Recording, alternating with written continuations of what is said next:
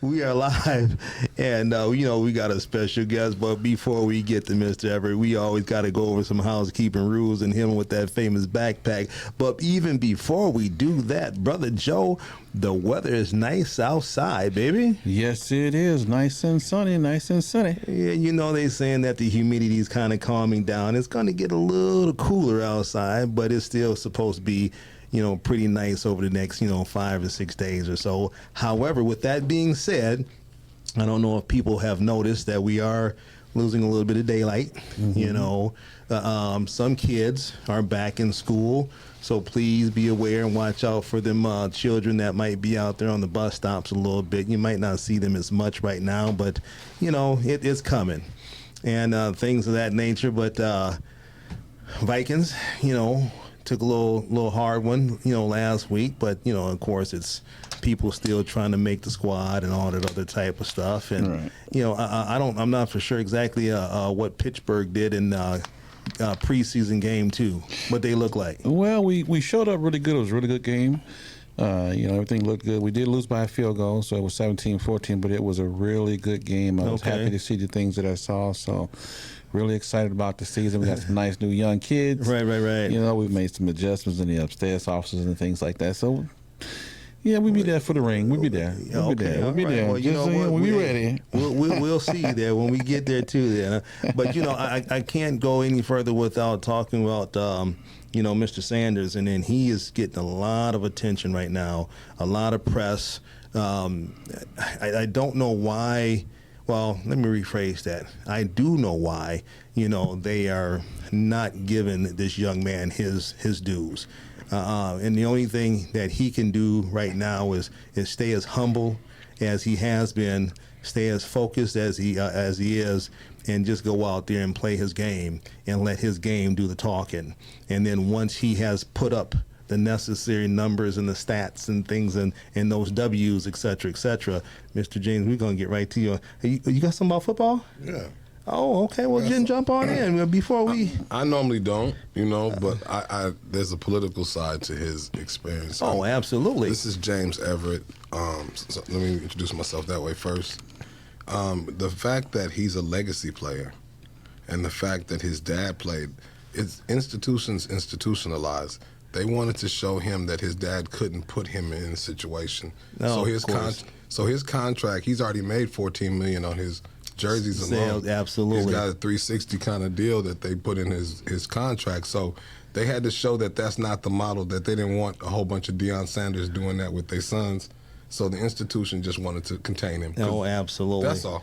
Absolutely. There's always a lot of different components to different things of that nature, but I'm wishing that young man well. Yes, sir. And, and I'm hoping that he goes out there and does the things that he's supposed to do, him and his brother, for that matter. Mm-hmm. You know what I'm saying? Very proud of him. Absolutely. That whole entire family. Yes, sir. Deion Sanders Sr., you have done a great job, with your boys. Yeah. Absolutely. Well, Deion has always been surrounded by controversy because he was such a talented player. It must be the money. That's right. He's always been talented. He's one of the few players who's been able to be successful at baseball and football at the same time. Turn my library cards into credit cards. Snake skins into gators. Yes, must sir. be the money. Hey, man, well, before we get started, man, I'm going to go ahead and turn on over to you, Joe, so we can go ahead and get this party started and hit them with that famous backpack and some groundkeeping rules. Okay, we're here every week from 5 to 6, but we just ask that you respect everyone's comments, statements, things of that nature. If you need to reach us, you can always inbox us or text us, and we'll get back to you with a response either on this show or the very next show. As you know, we start, middle, and end every show with the backpack. And that backpack consists of making sure you have your driver's license and insurance with you before you get in that vehicle. Remember to place them above the visor. That way, if stopped by law enforcement, won't be mistaken for a weapon. Remember to stay calm. Keep your hands where they can be seen. Allow the officer to go through a spiel. And there's always make it on home to your loved ones. Same thing when walking down the street. Make sure you got your driver's license or ID where it's easily accessible. Remember to stay calm. Keep your hands where they can be seen. Allow the officer to go through a spiel. And always make it on home to your loved ones. Indeed. And remember, they have lowered that age, for these young folks to get these permits to carries and, permit to purchase down to 18. However, they did not increase any of the training or other kind of expectations. So we have a lot of young folks that are out here with guns, legally as well as illegally, and we just need to make sure that we are watching out for that, educating our young people as much as we possibly can. Parents, please keep an eye on your kids, knowing who they're hanging out with, what they're doing, where they're going, things of that nature. But with that being said, we have an iconic guest in the house today. Oh yeah, though. Hey, Mr. James Everett. It's been a long time, brother, since I have seen you. Not that you have ever been forgotten, but it's always nice to see you. And I'm just glad that I'm in a position of where I'm kind of working at to be able to run into a lot of old school, from the community. Yes, sir. Just kind of looking back at a lot of the things that you used to do, still doing, in the community, working with the kids, and just educating and empowering, enhancing, the community as a whole. Trust me, I have not forgotten, and I can guarantee that there's many others, within the community that has not forgotten. Thank you. So with that being said, Mr. Everett, please go ahead and introduce yourself and let the folks know what you're doing today. He just had to get that What's on going out on? there. I had to get it in there, man. What's good? I feel like the genie out the bottle. You let me out. Beetlejuice. It's showtime. It's showtime. It's on. Thank you. My ADHD can only take it so long. Listen, first I want to start with a discovery. I just discovered the freedom of something just today. Okay. Suspenders, man. Suspenders. I got on suspenders, right? Okay.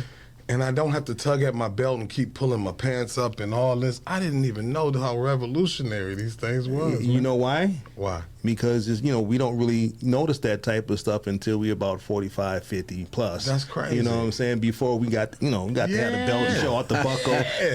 Them suspenders is trying to show our age just a little bit. Yeah, I'm amazed by this. And now I understand the wife beater shirt, because you had to have the A shirt underneath. Okay. You know what I'm saying? To cut so it wasn't against your skin. Right, you know right. what I mean? And that's I was asking the younger kids, did they know where wife beater came from? And they was like, no. I'm like, in all the movies when we were younger, the guy who beat his wife always had on an A shirt underneath and his suspenders down and a wine bottle or something. He was raging at her. I said, that's where the wife beater came from. They're like, what? I'm like, they didn't even know that. But anyway, I discovered suspenders, no more plumber's crack or anything. I can fight, run, play basketball. This is amazing. So I'm glad that you have experienced a new it's freedom. This is serious, man. I feel liberation. But what you up to, Mr. James? What's going on, brother? You know what, man? I am in a blessed place. That's why I've been shutting up. And I feel like God wanted me to come here with you because you've always been a role model to me. I remember you as an officer, you know what I'm saying? And I remember you just always having some integrity about yourself in hostile times for black officers. Yes. It was pretty serious times, man. And you came through a few administrations, and you've always been a solid dude, and you've always been able to see me. I used to say, game recognized game, and then a brother said to me one day, a Native American proverb, the spirit recognizes itself. And so I saw you could see me and I could see you, so that was always a good place. I appreciate that. I'm in the process of passing the company of Sub-Zero Collective to my children. Okay. They're taking over, and this is a political season. Man, do you know there's no get out to vote organizations out? What? You ain't seen no act this, vote that, black vote this, vote now. You ain't seen none of that. You ain't seen they're nowhere. Yeah. But as a company who's been doing this over 30 years almost now with Sub-Zero, it's like I got stacks of clipboards hitting the street. I got the Floyd B. Olson project coming out.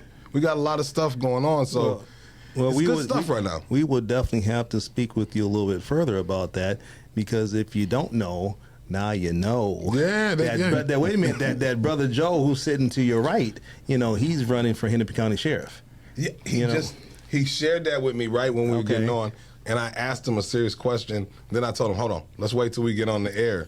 So I'm trying to stay away from that for a second. How much time do we got? We got a little bit of time. I'll let you know. You let me know? But between you two, well, y'all get that mic, and I got to reel you back in Well, just a little bit. I want to increase, sir, I would like to increase my time by talking about this gentleman as opposed to just talking about me. And I would like to say, I want to ask you genuinely because the current sheriff, Ms. DeWitt, she's dope. I like her. I ain't gonna lie. I think and I say this with all the respect in the world to law enforcement, and I thank you for your service and your service to our country. And but I said that the sheriffs need a calendar, man. There's so many beautiful women as sheriffs right now. Man, they need their own calendar, and if you're gonna commission a calendar, okay, along with their military specs and all that, all the respectful stuff to show that they're strong. But I ask you though, why would you run against Ms. DeWitt? Where do you see her not delivering? And I say that as a person who went to her fundraiser. I say that as one of the most investigated black men in the history of the state of Minnesota. Okay, over time, just through the work that I've done, what is the reason that you would choose to run against a black woman right now who a lot would say is doing a good job, and that the police the sheriffs are seeming to do their job? What are the facts that would make that be something different from your perspective? Well, Sure. Joe, before you answer that question, I want to thank you for that question. I really do. In sincerity, I really want to thank you for asking that question because these are the type of questions that he will face as we're out there. Yes, sir.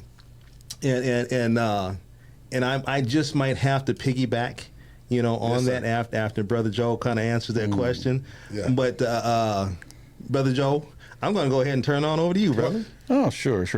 One of the things I look forward to running against Ms. Witt because we were the final two in the last race. It came down to her and I. So this is our second battle with each other. We've known each other for years, but I think DeWanna has done a great job working within the organization itself and the walls they've put in place. But as I explained to her years ago, we have to move beyond that foundation. It's a foundation that's not been successful, and it hasn't worked. Unfortunately, under her, leadership, we've had people die. We've had to pay out $3.4 million in death suits. The DOC has come back and said, listen, you know what? We've had some officers that falsified documentation, some corruption that occurred inside the jail system itself, things like that. We're not getting that community response. We need somebody that's going to actually tell the commission we really need more deputies. We have 200 and some odd patrol deputies for 1.5 million people. Not going to work. We got the city of Minneapolis who's still below the average of what they need to have in terms of police officers on the street. We still got community members that are being accosted by police officers in different cities within the county that's not being addressed. So she's done a great job of being able to be present, visible, and take pictures and shake hands.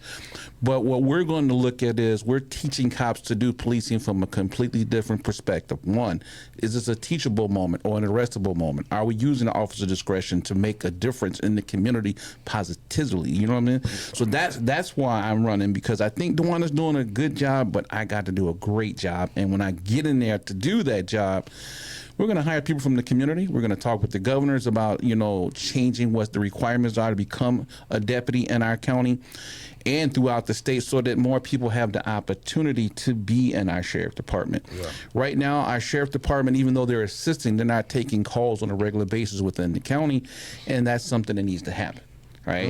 And so there's some things that we need to change. And see, and from the outside looking in, thank you for that perspective.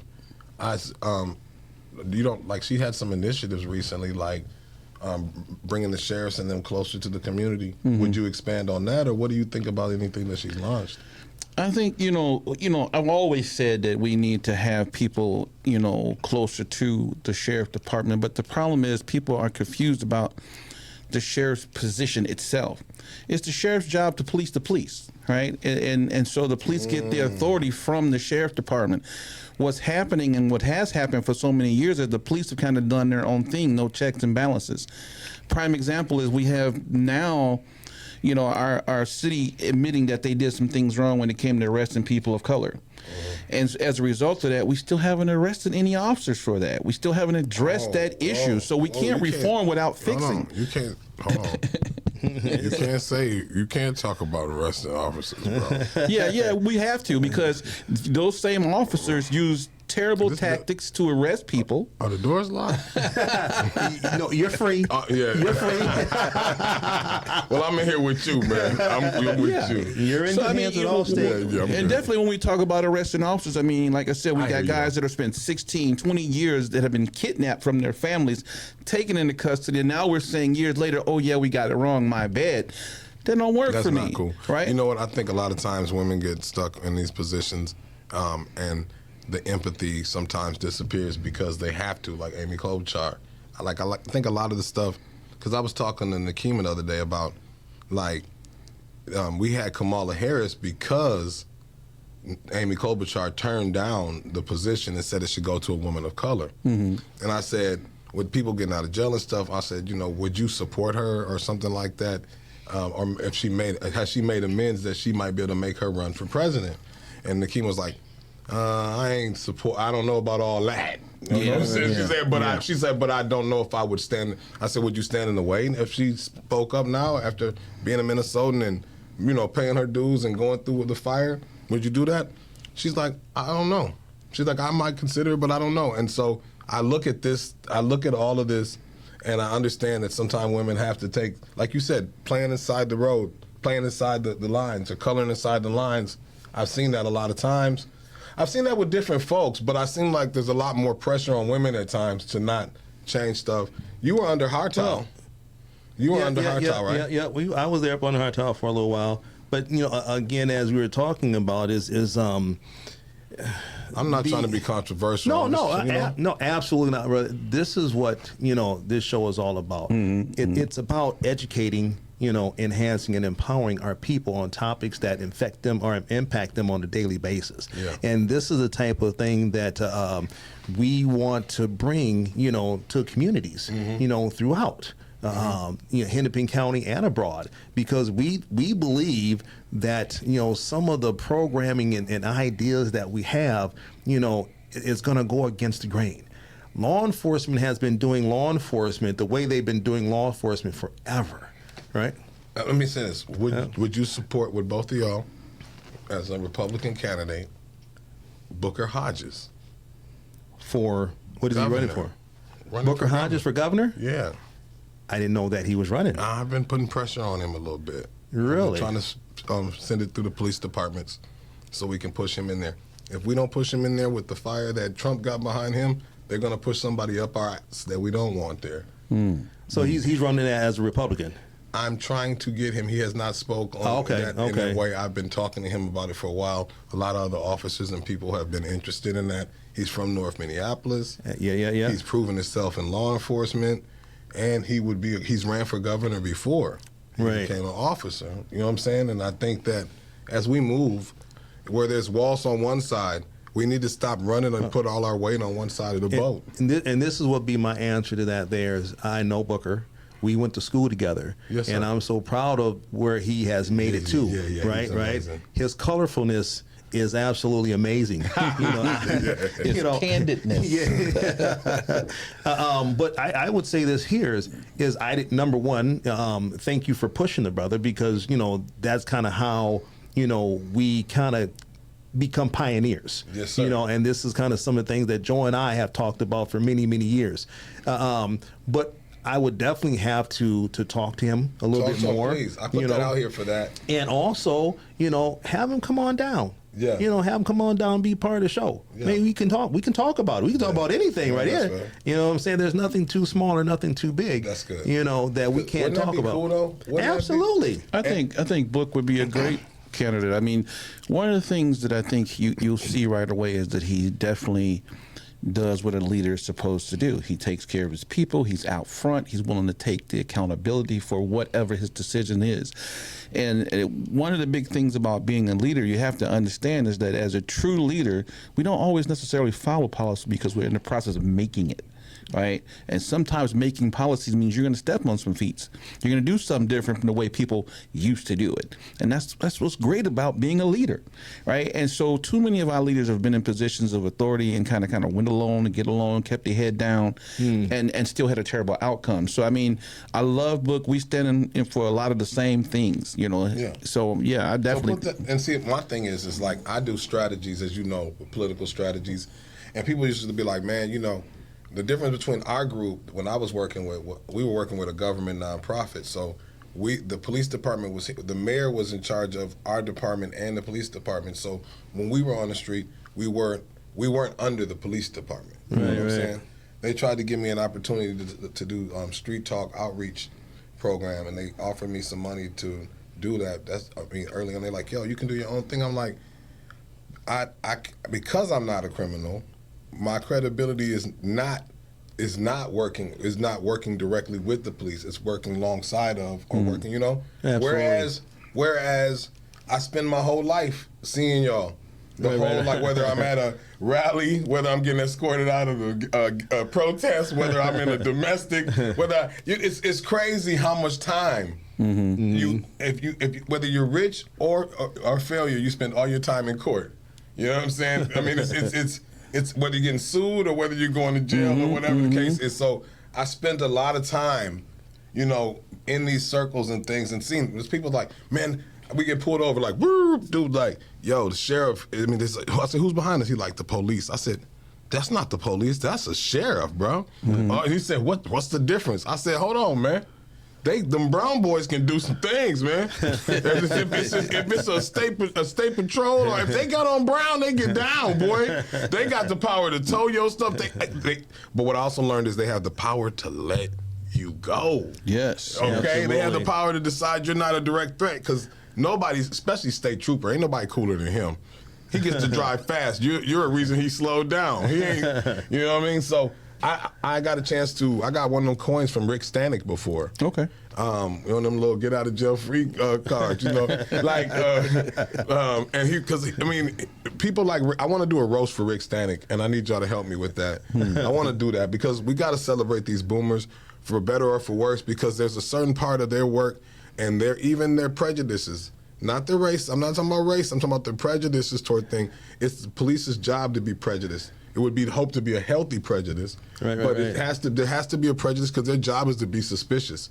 And so he would offer us to go down there and look at the guns. He was like, you know, you can come down and look at the vault of all the historic guns that's there. Him and Corky Finney are the two biggest cowboys I ever met, man. Really, so I could go on, but you know. Right. So let me ask you this here. You were talking about you know, turning your program, you know, over to the kids. Yes, sir. You know, talk a little bit more about that program and what you're kind of doing and things of that nature. Well, Sub-Zero Collective is a co-op of individual talents and expertise whose objective is to be a working model for economic growth, community enhancement, and political progression. Okay. So we use hip-hop to move politics and products. So historically, we worked with Nally Johnson Lee against Jackie Cherry Holmes at that time, which we're dear friends now, but working against when RT Ryback was running with Nally Johnson Lee, we worked with RT. You know, we've worked on numerous campaigns. Wellstone, we go back to Wellstone. Camp Wellstone was based off of our work, our inner city work. Some of I'm in the book, The Compassionate Rebel Revolution, talks about in 2007 what I'm doing now. So the stuff that was written in the Future Makers section in the Compassionate Rebel Revolution is also being taught in the classroom at Augsburg about what we've been doing in Minneapolis. A lot of the inner city organizing stuff and get out to vote, we were some of the first doing it. Like I said, go back to Wellstone. So, right. So I worked on Melvin Carter's mother's campaign. Okay. We pulled the wagon. My wagon I pulled down the street, we pulled that out in St. Paul. I remember that wagon. So we're passing that to the kids because you know what? Natalie said to me one time, anything without youth is already dead. Right. Organizations die, institutions don't. Sub-Zero's still here. Now that there's nobody doing get out to vote, there's no get out to vote going on because people didn't get a grant. Let me say this. there's a difference between activists, organizers, and freedom fighters. Okay? Activists could be about saving whales, but there might not be no whales in that town. It's just National Save a Whale Day. So you take potholes. Activists could protest potholes but not do nothing about them. Organizers organize around what to do about potholes, but they get paid to try. Yeah, they don't have to come up with something. They're normally getting paid to be there. Freedom fighters are going to fill the sand in the holes because people's tires hit it and their headlights shake loose and their taillights shake loose. Then they get pulled over by the police. Then they don't have insurance.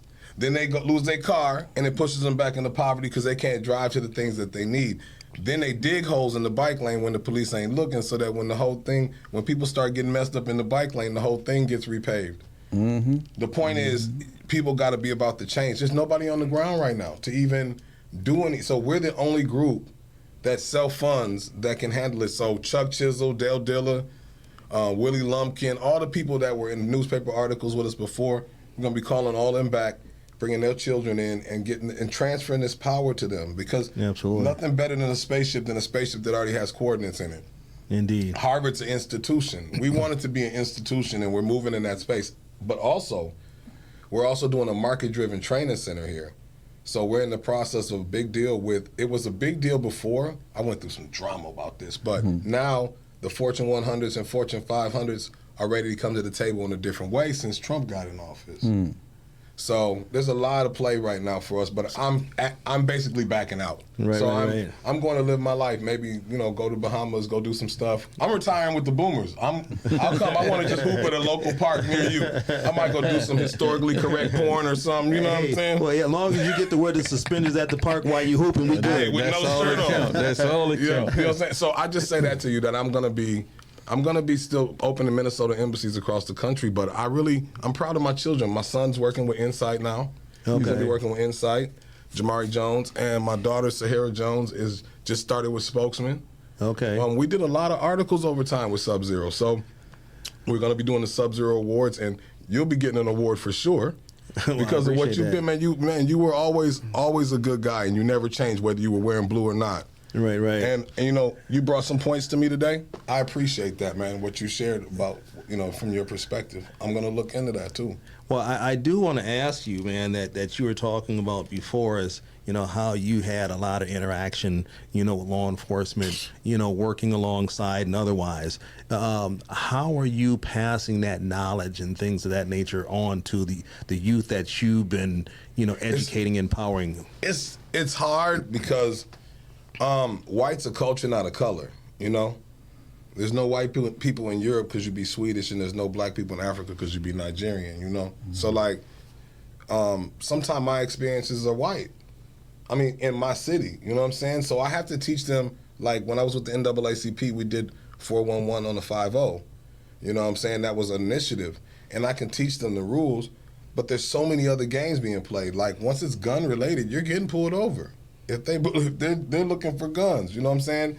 The rules can be bent at any point in time, but also my experience being, like, you got to understand, I've been on TV and radio since I was probably 14, 15. I worked in group homes. I did foster care, so fingerprints, everything. I was on camera my whole life.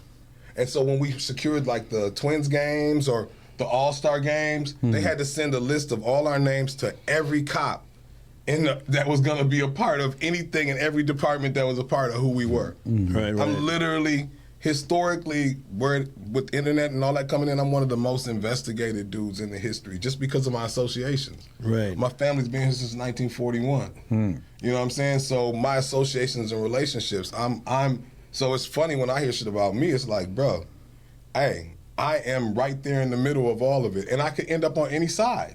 Like, I'm with Miss DeWitt because that's my current sheriff, and I respect her work. But she hasn't cut me a check though. You know what I'm saying? You know what I'm saying? So, like, I mean, so I'm open to hear different perspectives. But what I had to teach my children was the importance of law enforcement for us squares. See, Murderapolis, if people wouldn't have got locked up, I wouldn't have made it as a neutral. Now we all cool. But when them guns was banging and that dope was slinging, man, I almost got killed so many times. I'm talking about misunderstandings, guns put to my head. You know what I'm saying? Like, just over and over. So I understand as a person I'm hood, but I ain't street. Right. You know what I'm saying? I wasn't born with a silver spoon in my mouth, but it was stainless steel. You know what I'm saying? But so I had to learn the street element of it. But if that street wouldn't have got calmed down, intellectuals couldn't intellectual, heterosexual, neutral, please. There was no space. I lived on 612 Oliver. So I was on Olsen Highway. And then there's Plymouth. Y'all know the hoods. You know what I'm saying? Absolutely. And then or I had to go all the way super lows down to Glenwood. I got chased back forth at different times by going, you know. So it was real to me because that wasn't my association. I was riding horses in Texas up till 9. You know. So I just say to you that law enforcement. I had to teach my children that yes, you can stand adjacent, but understand as soon as they're gone, we're in trouble. Those people who are not hardened criminals don't survive without law enforcement. There's too many people who are really dangerous. Some of the people that's protesting with you are convicted pedophiles and all this other stuff. You know what I'm saying? Like, and you know what's crazy? Is the alliances and the understandings I've had to deal with the police because the police know who you are. Yes. Yep, If they thought you was guilty, they come in to get you. Do you understand what I'm saying? Indeed. So when I hear rumors and bullshit, like, you know what I'm saying? My bad.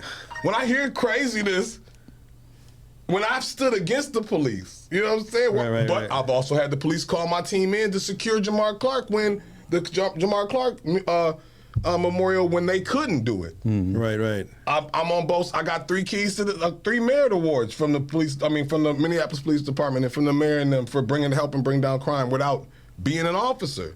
So it's such a complex relationship that I have to explain to them a lot of times that the judge is normally not racist. He's normally prejudiced. He's looking at your case based on you. If you got 5 baby mamas and paid no child support and have no job, he's not looking at your color. They said, James, that's not true. That's not true. I said, listen, on paper, I've been to jail. I've been to the workhouse for 300 days on paper from driving after suspension. I have never seen the inside of the workhouse because they gave me time stayed for a night in prison because they couldn't think to keep me from my family because on paper I'm married and I used to work at Lutheran Social Services and it looks like I had a job and I don't have a criminal record.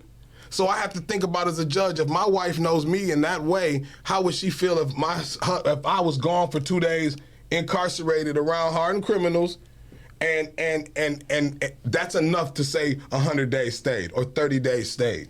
Why?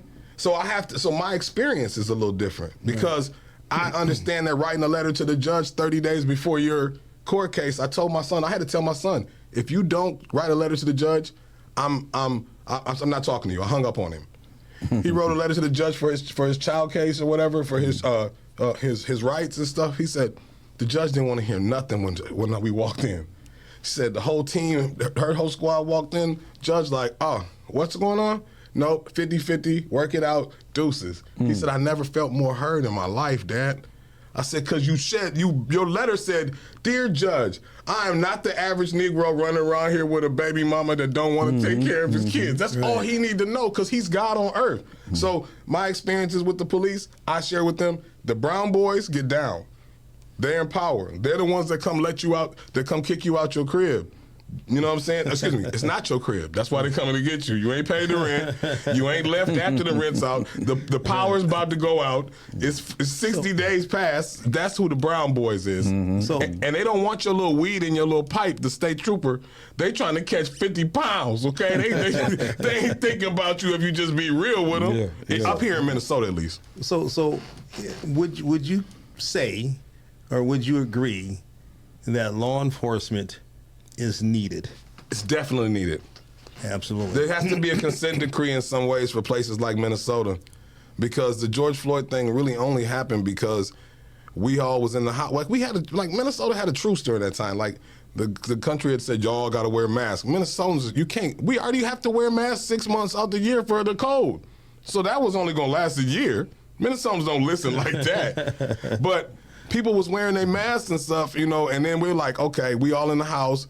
The police ain't really sweating us about the mask.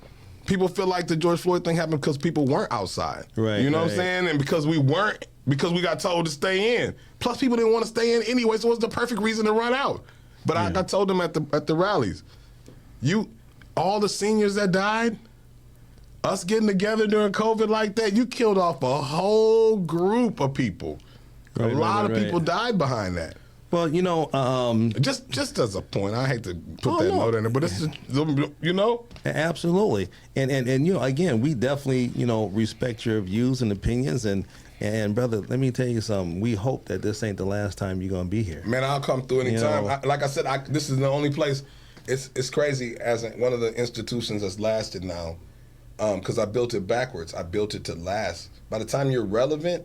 And by the time you understand or overstand the institution, you're old and not relevant. So you have to be able to throw a lateral. I always tell people, if you buy a spaceship from Walmart, what's your only job to do with that spaceship?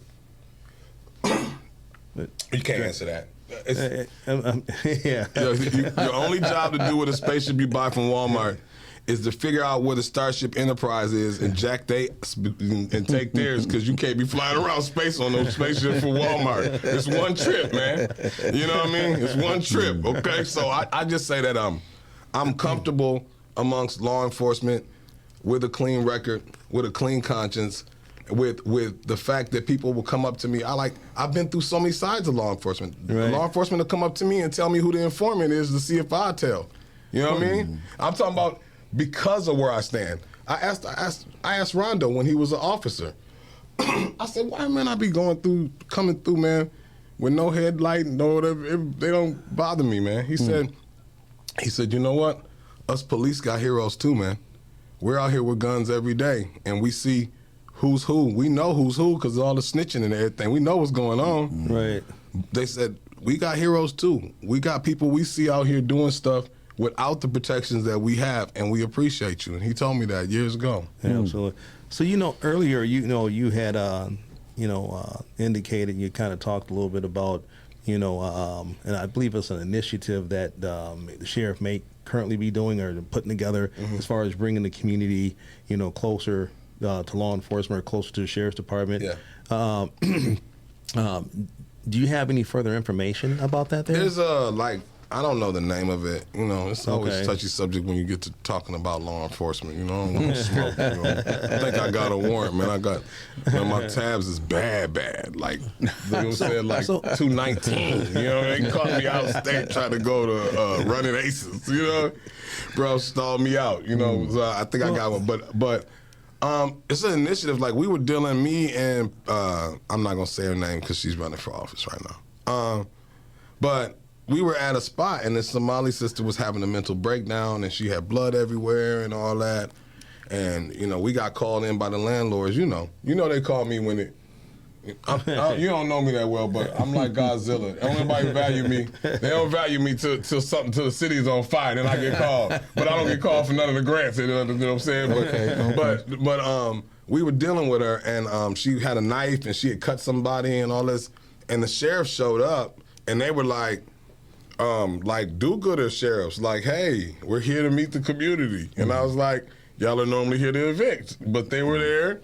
And they seem like cooler guys. It's always funny when they got new initiatives because they hire different personality type cops. You know what I'm saying? You got your hard nose, you got your officer friendlies, and you got your, hi, I'm friendly black guy, new guy. You know what I'm saying? But I still might have to evict you one day. But hey, they're going to have, I just think they need to make a separate department because of that oversight. And I think the community relations service would be a great insight to work with the sheriff's department. Please look into more of the community relations service stuff, because they could be an independent mediator between there.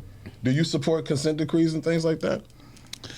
I do to some degree. I think first, like I said, being a pioneer, I think we have to hold folks accountable. I mean, those decrees come out of the fact that we accept that we haven't had the power to actually make change. So I think, the first thing we have to do is educate people on how they can actually change those unjust laws, those unjust policies, and how we can hold people accountable. I mean, to break it down, like I said, the sheriff's job is to police the police. before that decree even came into play, it was your job to keep the people safe, the sheriff's job.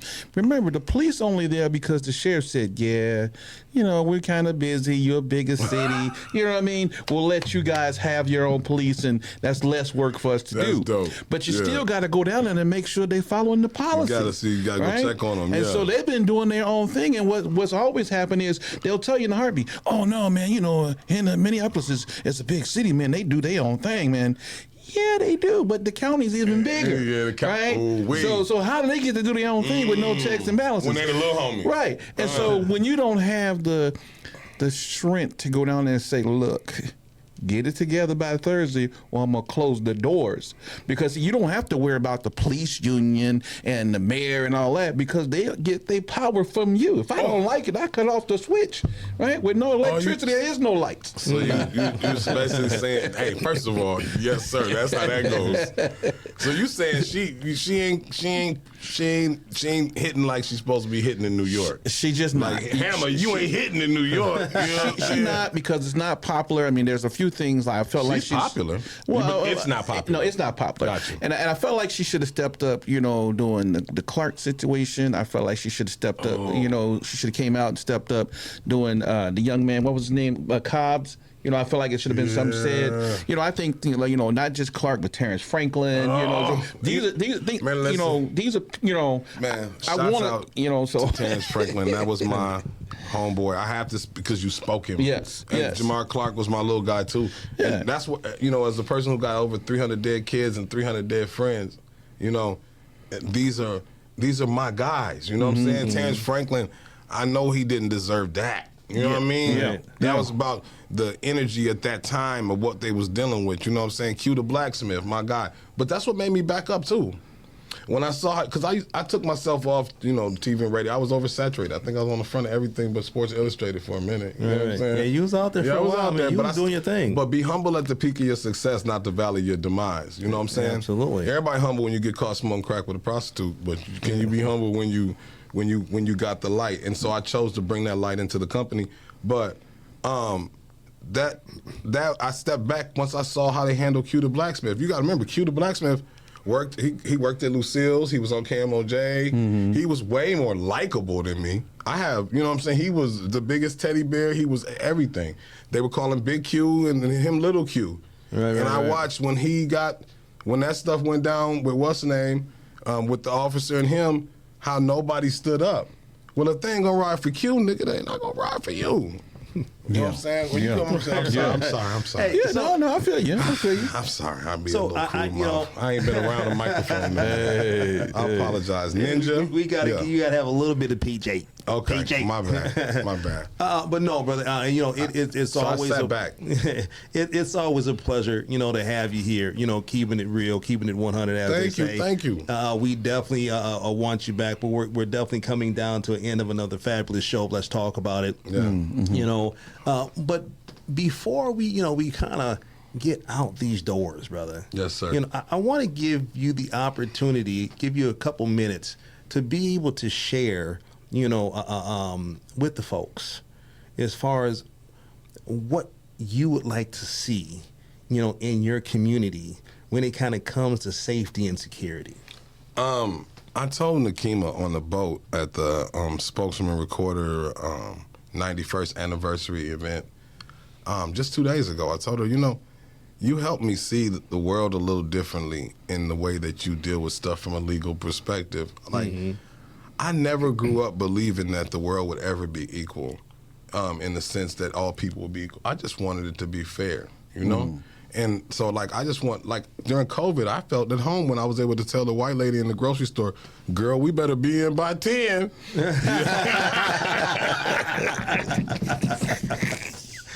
we better be, both of us, okay? So when she knows, I felt good that we all had to be in by 10. I just never had that much faith in humanity in that way.